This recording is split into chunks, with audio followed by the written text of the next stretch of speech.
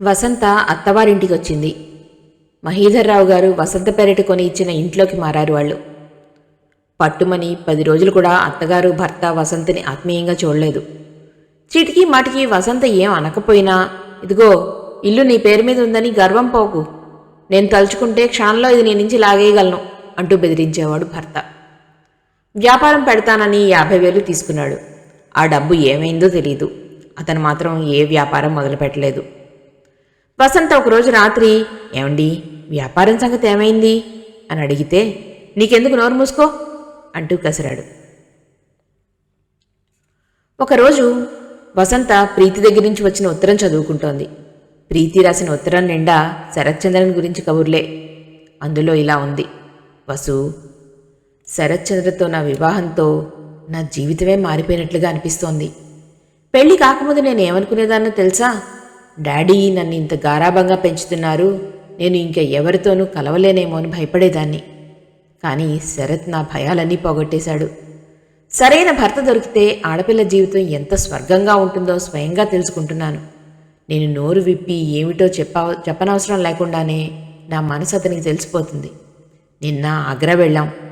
తాజ్మహల్ని వెన్నెల్లో అతని పక్కన నిలబడి చూస్తూ ఉంటే నాకు దాని సౌందర్యం రెట్టింపైనట్లుగా కనిపించింది. ఢిల్లీ అంతా తిరిగాం. ఏమిటో చాలా స్వేచ్ఛగా సుఖంగా ఉంది. దేనికోసమూ నాకు బెంగ కానీ అదుర్ద కానీ లేదు. డాడీ ఎలా ఉన్నారు? డాడీ గుర్తొస్తుంటేనే నాకు చాలా దిగులు వేస్తుంది. నేను ఒట్టి స్వార్థపరులను కాబోలు ఇక్కడ ఎంత ఆనందంగా గడుపుతున్నాను, కానీ డాడీ అక్కడ ఒంటరిగా ఉండి ఉంటారు అనుకుంటాను. డాడీ గుర్తొస్తే మాత్రం రెక్కలు కట్టుకుని ఎగిరి వచ్చేయాలనిపిస్తోంది. అలాంటప్పుడు నా మనసు 2 భాగాలుగా మారిపోతుంది.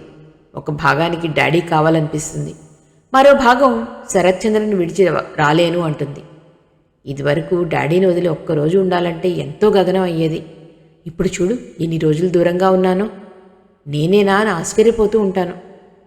బహుశా తల్లిదండ్రుల దగ్గర నుంచి పెళ్ళై వెళ్ళిన ప్రతి ఆడపిల్ల ఇలాగే అనుకుంటుందేమో. నేను త్వరలోనే వచ్చేస్తున్నాను. నువ్వెలా ఉన్నావు? డాడీని రోజు వెళ్ళి చూస్తున్నావా?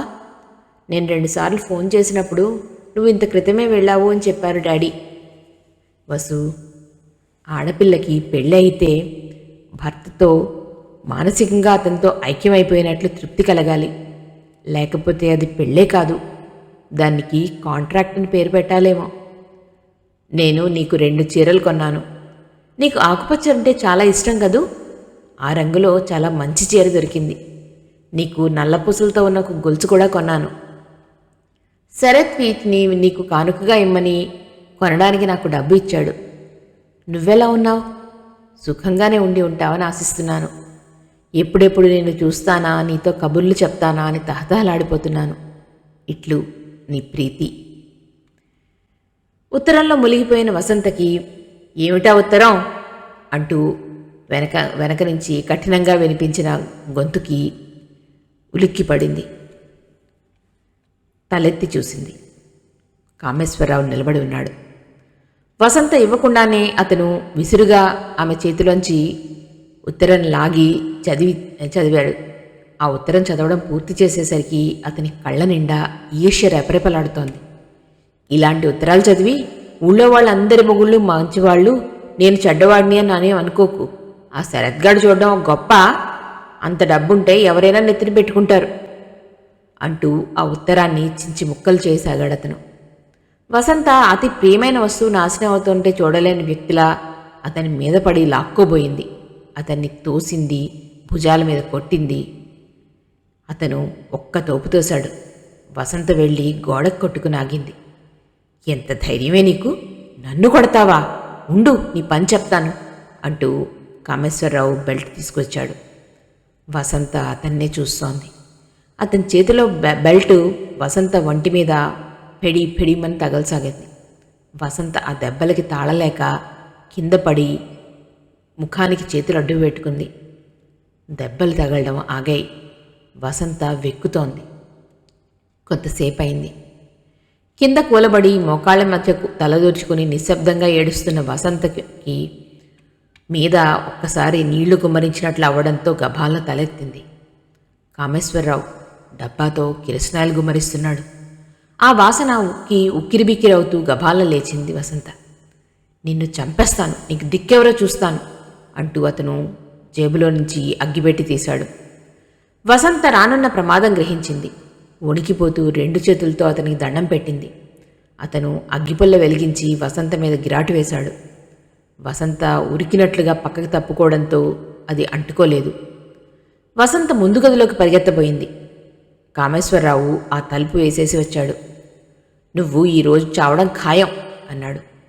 వద్దండి, మీరు చెప్పినట్టు వింటాను, మీ కాళ్ళు పట్టుకుంటాను, మీరు ఏం చేయమంటే అది చేస్తాను. వద్దండి, నన్నేమీ చెయ్యొద్దు అంది ఏడుస్తూ వసంత. నువ్వు చస్తే ఎవరికి నష్టం అన్నాడు కామేశ్వరరావు ఇంకో అగ్గిపుల్ల తీయబోతూ. కానీ అగ్గిపెట్టి ఖాళీగా కనిపించింది. అతను అగ్గిపెట్టి తేవడానికి వెళ్ళబోతుండగా జగదంబ గారు, జగదంబ గారు అంటూ పక్కింటి సుబ్బలక్ష్మి గారు వచ్చారు. వసంత వైపు క్రూరంగా చూసి కామేశ్వరరావు వెళ్ళి తలుపు తీశాడు. మీ అమ్మ లేరా నాయనా అడిగింది ఆవిడ. లేరండి అన్నాడు కామేశ్వరరావు అడ్డంగా నిలబడి.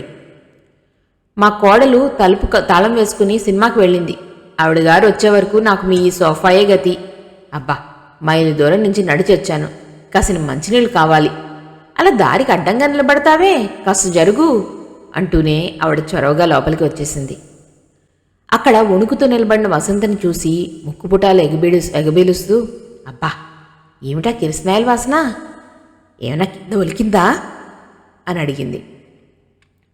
ఆవిడ వెంటే లోపలికి వచ్చిన కామేశ్వరరావు, కిరసనాయలు ఏమీ ఒలకలేదండి, వసంత మీద పోసుకుని చస్తానని నన్ను బెదిరిస్తోంది అన్నాడు. ఆవిడ ఈ మాట వినగానే నిర్ఘాంతపోతున్నట్లుగా బుగ్గలు నొక్కుంటూ, అయ్యో అంత అఘాయిత్యం ఎందుకట అంది. ఆవిడ గారికి భర్తగా నేను నచ్చలేదట అన్నాడు కామేశ్వరరావు. ఇంతలో బయట నుంచి జగదాంబ వచ్చింది. ఆవిడికి సుబ్బలక్ష్మి ఈ వార్త చెప్తూ, అవురా ఎంత పిదపకాలం, మా ఆయనకి గూని మెల్లకన్ను ఉండేది, అయితేనే ఆయన చచ్చేంతవరకు కాపురం చేయలేదు నేను అంది. బావుంది, సమయానికి మీరు వచ్చారు కాబట్టి సరిపోయింది, లేకపోతే గిట్టక మేమే ఏదో అఘాయిత్యం చేశాం అనుకోరు అంది జగదాంబ. ఎందుకు అనుకోరమ్మా, బాగా అనుకుంటారు, మా కోడలు నన్ను యాగి చేయడంలా అందావిడ. ఏమే ఇంకా గుడ్లు అలా పెట్టుకుని చూస్తావే, పో స్నానం చేసిరా అంటూ అరిచింది జగదాంబ. వసంత బాత్రూంలోకి వెళ్ళింది. లోపలికి వెళ్ళి గడియ పెట్టుకున్న వసంత ఇంకా నిశ్చేష్టురాలైనట్లు అలాగే నిలబడింది. ఆమె కళ్ల ముందు తన శరీరమే నిలువుగా మంటల్లో కాలుతున్న దృశ్యం కనిపిస్తోంది. త్రుటిలో ఎంత ప్రమాదం తప్పింది. వసంత కళ్లల్లో మెల్లగా నీళ్లు నిండుకొచ్చాయి. మరుక్షణం తలుపుకి ముఖం దాచుకుని వెక్కి వెక్కి హిస్టీరియా వచ్చిందల్లా ఏడవసాగింది వసంత. ఆ ఏడుపు బయటికి వినిపిస్తోంది. జగదంబ తలుపులు బాది తోసింది. ఎందుకే ఏడుస్తావు అని అడిగింది. అక్కడ సుబ్బలక్ష్మమ్మ గారు కూడా ఉంది. వసంత ఇంకా ఇంకా ఏడుస్తూనే ఉంది. జగదంబ వసంతని పట్టుకుని ఈడ్చి కొట్టింది. వసంత ఆవిడ్ని బలం కొద్దీ తోసి తిరగబడింది. నా దగ్గరికి వచ్చారా చంపేస్తాను అంది పిడికిలి బిగించి చూపిస్తూ. దీనికి అప్పుడప్పుడు ఇలాగే ఉన్మాదం వస్తూ ఉంటుందండి అంది జగదంబ సుబ్బలక్ష్మి గారితో. ఆ సాయంత్రానికి ఆ వీధంతా వసంతకి వచ్చే ఫిట్స్ గురించి ప్రచారం అయిపోయింది.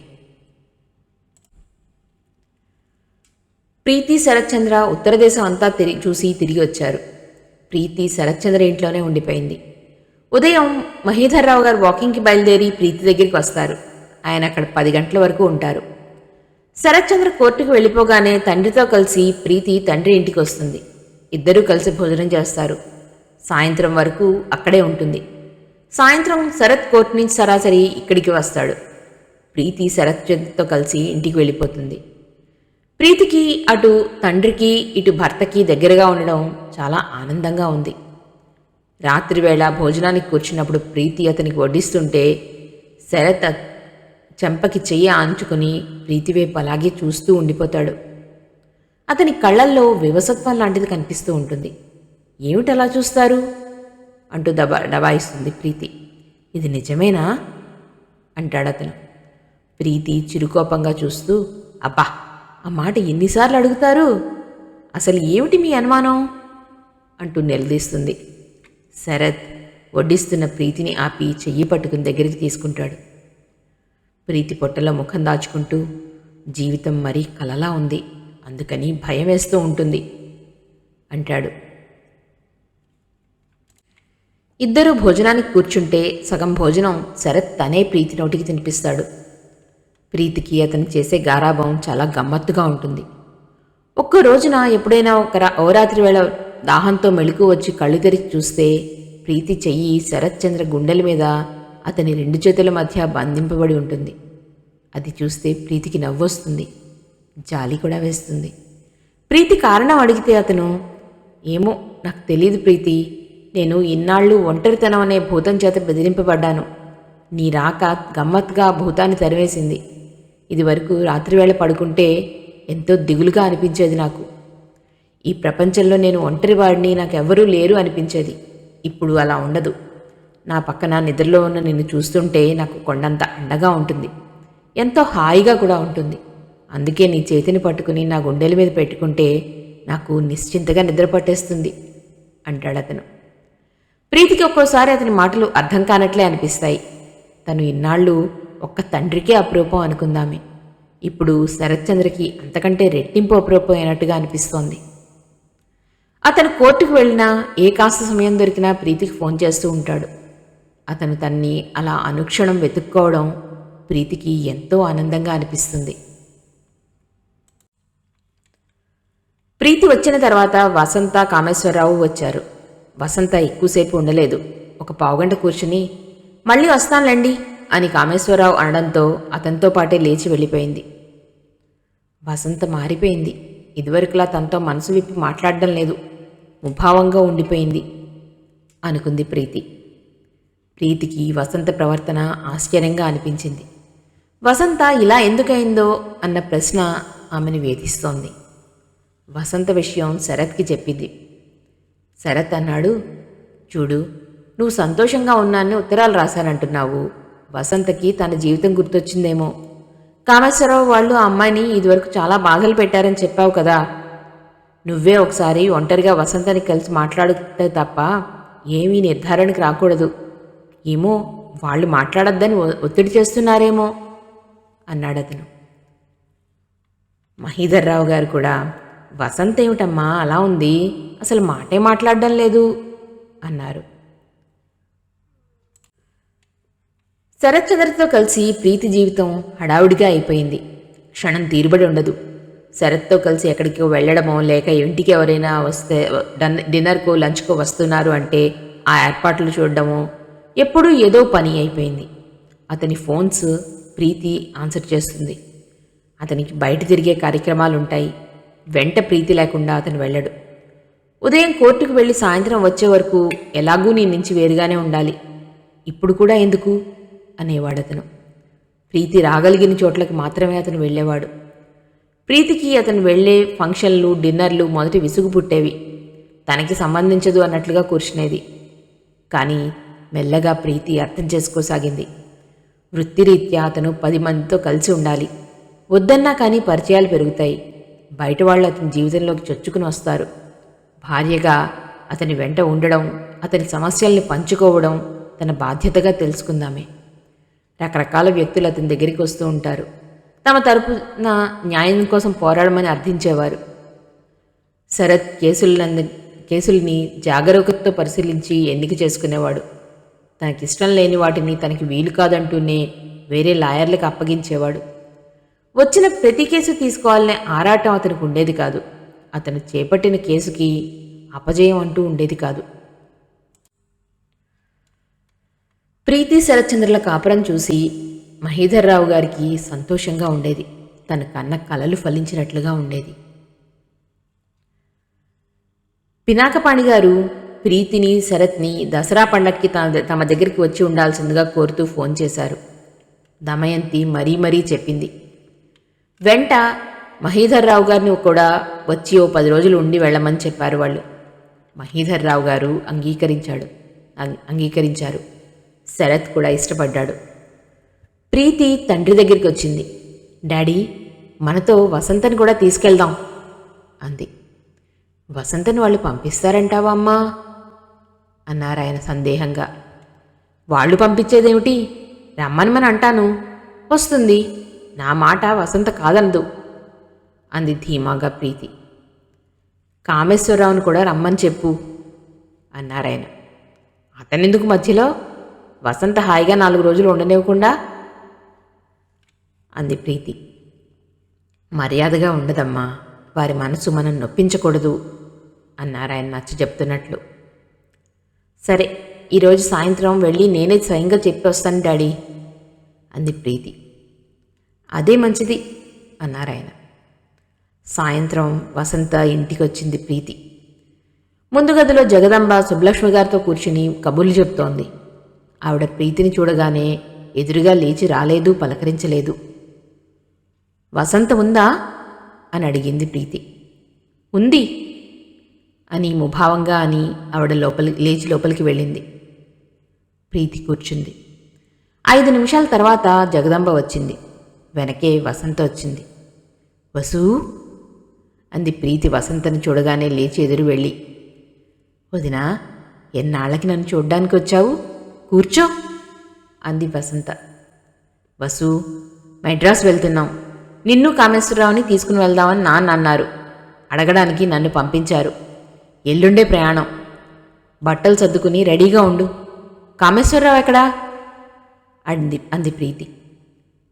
లేరు, బజారుకు వెళ్ళారు అంది వసంత. రెడీ అవుతావుగా అంది ప్రీతి. వసంత తలదించుకుని ఆయన్ని అడుగుతాను అంది. ఏయ్, అడగడం గిడగడం ఏమీ లేదు, నువ్వు వస్తున్నావు అంతే, సరేనా అంది ప్రీతి. ఇదివరకు వసంత నుంచి తనకి ఏదైనా కావలసిన పని ఉంటే ఇలాగే జబర్దస్తిగా మాట్లాడేది ప్రీతి. వసంత మాట్లాడలేదు. జగదంబ సుబ్బలక్ష్మి మాటలు ఆపి నిశ్శబ్దంగా ఇటే చూస్తున్నారు. వాళ్ల చూపులు ప్రీతికి చాలా చికాకు కలిగించాయి. నవిలి మింగేసేటట్టుగా ఏమిటా చూపులు అనిపించింది. నే వెళ్ళి రానా మరి అంది ప్రీతి వసంతతో. కాసేపు కూర్చో, కాఫీ కలిపి తెస్తాను అంది వసంత. ప్రీతి టైం చూసుకుని, వద్దు, శరత్ కోర్టు నుంచి వచ్చే వేళ అయింది. తను వచ్చేసరికి నేను ఇంటి దగ్గర లేకపోతే అలుగుతారు. మళ్ళీ వస్తానులే అంటూ ప్రీతి వెళ్ళబోతూ ఆగి వెనక్కి తిరిగి చూపుడు వేలు చూపిస్తూ, వసు, నువ్వు మెడ్రాస్ వస్తున్నావు అంతే, తెలిసిందా అంది. రాకపోతే అంది వసంత. ఇక జన్మలో నీ ముఖం చూడను, నీతో మాట్లాడను, జాగ్రత్త మరి బెదిరింపుగా అంది ప్రీతి. అలా అనకులే, వస్తాను అంది వసంత మెల్లగా.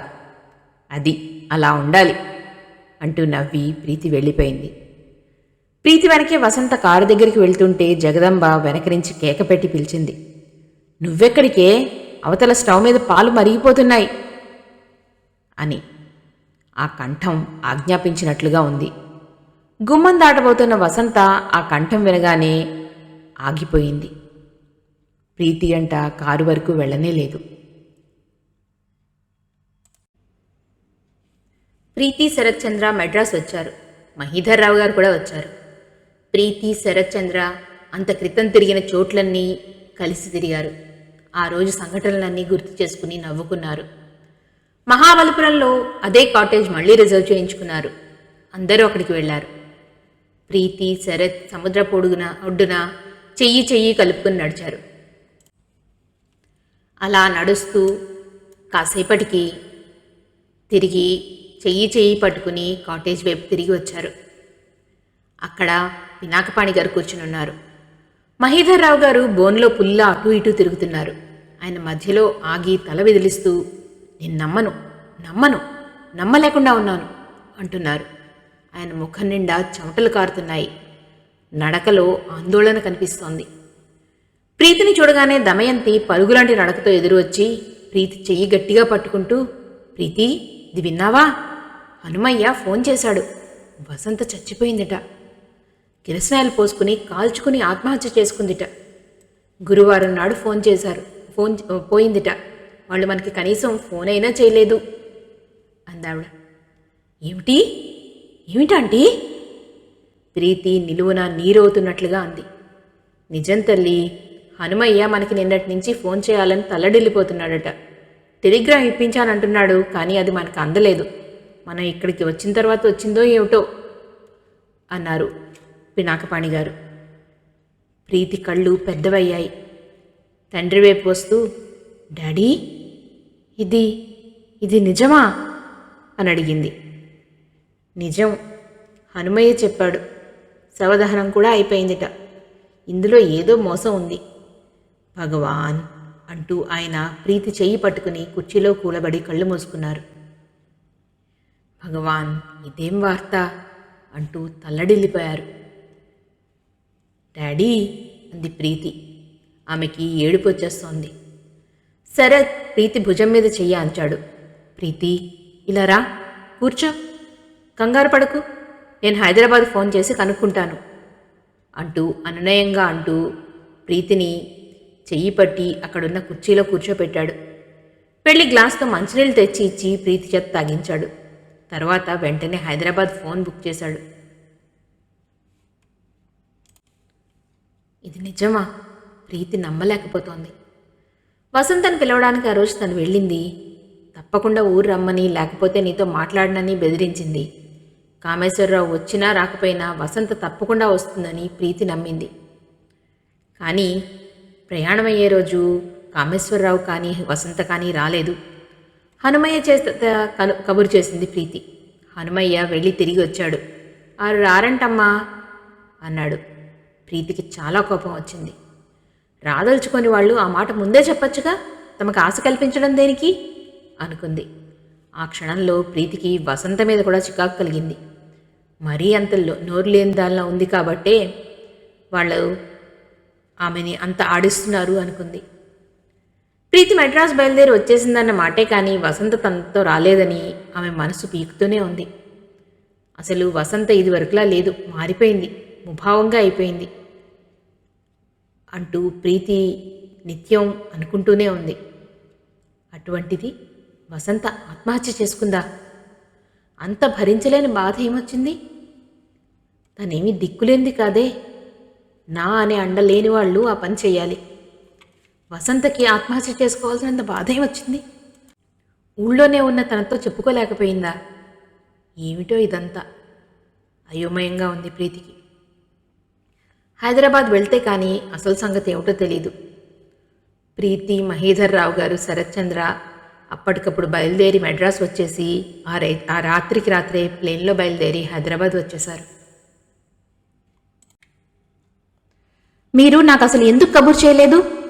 వసంత ఆత్మహత్య చేసుకుని ఉంటే నేను వచ్చే వరకు శవాన్ని ఎందుకు ఉంచలేదు? కోపంగా అరుస్తున్నట్లుగా అడిగారు మహీధర్ రావు గారు. ఆయన ముఖం ఆవేశంతో రక్తం చిందేంత ఎర్రగా అయిపోయింది. అక్కడ ఆయనతో పాటు ప్రీతి, శరత్చంద్ర కూడా ఉన్నారు. ఎదురుగా కామేశ్వరరావు, జగదంబ ఉన్నారు. తలుపు దగ్గర నిలబడి కామేశ్వరరావు చెల్లెళ్ళు చూస్తున్నారు. జగదంబ మహీధర్రావు గారి కారు ఆగగానే బిగ్గరగా శోకాలు ప్రారంభించింది. నా కొంప నిలువున ముంచేసింది, నా ఆడపిల్లలకి పెళ్ళిళ్ళు ఎలా అవుతాయిరా దేవుడా అంటూ ఆవిడ కాస్త పరిశీలనగా చూసిన ఎవరికైనా ఆవిడ శోకం అంతా నటన అని ఇట్టే తెలిసిపోయేటట్టుగా ఏడవడం మొదలెట్టింది. వసంత ఎప్పుడు చచ్చిపోయిందో వివరాలు అడిగారు మహీధర్రావు గారు. జగదంబ తొణుకు బెణుకు లేకుండా చెప్పింది. తను చాలా డబ్బు గల ఇంట్లో నుంచి వచ్చిన దానిలా చాలా గర్విష్ఠులాగా ఉండేది. అసలు కాపురానికి వచ్చినప్పటి నుంచి మా కుటుంబమే నచ్చలేదు. మేము తనని పల్లెత్తు మాట కూడా అనకపోయినా మేము నానా హింసలు పెట్టామని మీకు వచ్చి పితూరీలు చెప్తూ ఉండేది. మీకు చాలా డబ్బుంది, మాకు ఇవ్వడానికి ఏడుస్తున్నారు అనేది. మేం డబ్బు కోసం బాధలు పెట్టినట్లుగా మీతో చెప్పి డబ్బు లాగాలని చూసేది. ప్రీతి పెళ్ళైనప్పటి నుంచి మరీ మారిపోయింది. మా వాడు తనకి తగిన భర్త కాడని, మాది దరిద్రపు కుటుంబం అని ఈసడిస్తూ ఉండేది. ఇదివరకు ఒకసారి ఇలాగే అఘాయిత్యం చేయబోతే నేను మా వాడు రక్షించాం. మా పక్కింటి సుబ్బలక్ష్మమ్మ గారికి కూడా తెలుసు. ఆ రోజు అన్నానికి రమ్మంటే రాలేదు, స్నానం చేయమంటే చేయలేదు. జుట్టు విరబోసుకుని రోజంతా మంచం మీదే కూర్చుంది. అది అందరూ చూశారు కూడా. సాయంత్రం మా వాడు ఇంట్లో లేడు. నేనే వంట చేస్తున్నాను. ఆడపిల్లలు వాడు కలిసి సినిమాకి వెళ్లారు. దొడ్లో మంటలు కనిపించాయి. నేనేదో తగలబడుతోందని పరిగెత్తాను. వసంత నిలువునా మండిపోతోంది. పరుగులు తీస్తోంది. నేను నలుగురిని పోగేశాను. అప్పటికే స్పృహ తప్పిపోయింది. ఎందుకు చచ్చిందంటే ఏం చెప్పను? అందరూ అదే ప్రశ్న. నేను అందరికీ జవాబు చెప్పలేక చచ్చిపోతున్నాను. ముందు మీకు ఏం జవాబు చెప్పడమా దేవుడా అని హడలు చస్తున్నాను అనుకోండి. నన్ను ఇలా చేసిపోయింది అంటూ ఏడవసాగింది ఆవిడ. ఆవిడ మాటలు వింటుంటే అదంతా నిజమే సుమా అనిపించేటట్టుగానే ఉంది. మహీధర్రావు గారు రాగానే పక్కింటి సుబ్బలక్ష్మమ్మ కూడా వచ్చింది. అవునండి, అవును అంటూ ఆవిడ చెప్పిన ప్రతి మాటకి తాళం వేస్తున్నట్లుగా ధ్రువపరిచింది సుబ్బలక్ష్మమ్మ. నాకు కోపం ఎక్కువ. అప్పుడప్పుడు 4 తన్నిన మాట నిజమే, కానీ ఇలా చేస్తుందనుకోలేదు అన్నాడు కామేశ్వరరావు కిందకి చూస్తూ పశ్చాత్తాపపడుతున్నట్లుగా. అదేమిట్రా నాయనా, ఈ లోకంలో ఎంతమంది భర్తలు పెళ్ళాలను తన్నటం లేదు? అందరూ ఇలా చేస్తున్నారా ఏమన్నానా? ఇంతకీ ఆ పిల్ల చావలా రాసిపెట్టుంది. ఏం చేస్తాం అంది జగదంబ. చూస్తుండగానే ఇరుగు పొరుగు పోగయ్యారు. మహీధర్రావు గారు ఆవేశంగా ఏదో అనబోతూ ఉంటే శరత్చంద్ర ఆయన చెయ్యి మీద చెయ్యి ఆంచి, ఆవేశపడకండి, వాళ్ళు చెప్పింది వినండి అన్నాడు. వాళ్ళు వసంత పెట్టి తెచ్చి చూపించారు. అందులో ఏమీ ఎవ్వరికీ ఉత్తరాలు కూడా లేవు. వసంత బాధపడుతోంది అన్న వాళ్ల ఆరోపణకి ఆధారాలేవీ లేవు. మహీధర్రావు గారు అతి కష్టం మీద కోపం ఆపుకున్నారు. నాకెందుకు ఫోన్ చేయలేదు అన్న ఆయన నిష్ఠూరాన్ని వాళ్ళు మీరు ఫోన్లో దొరకలేదు అంటూ తప్పించుకున్నారు. అసలే కాలిపోయింది, ఇంకా ఉంచితే వాసన వస్తుందని దహనం చేసేశాం అంటూ సంజాయిషి ఇచ్చారు. ఇక వెళ్దామా దారి అంది ప్రీతి. అక్కడ ఉన్నందువల్ల వాళ్లతో మాట్లాడినందువల్ల ఏమీ ప్రయోజనం కనిపించడం లేదు. శరత్చంద్ర వాళ్ళిద్దరినీ ఇంటికి తీసుకుని వచ్చేశాడు. ఆ రాత్రి ప్రీతి ఏడుస్తూ కూర్చుంది. శరత్చంద్ర అనునయంగా, ప్రీతి, వసంతకి ఏదో బాధ కలిగింది, అది మనం తెలుసుకోలేకపోయాం.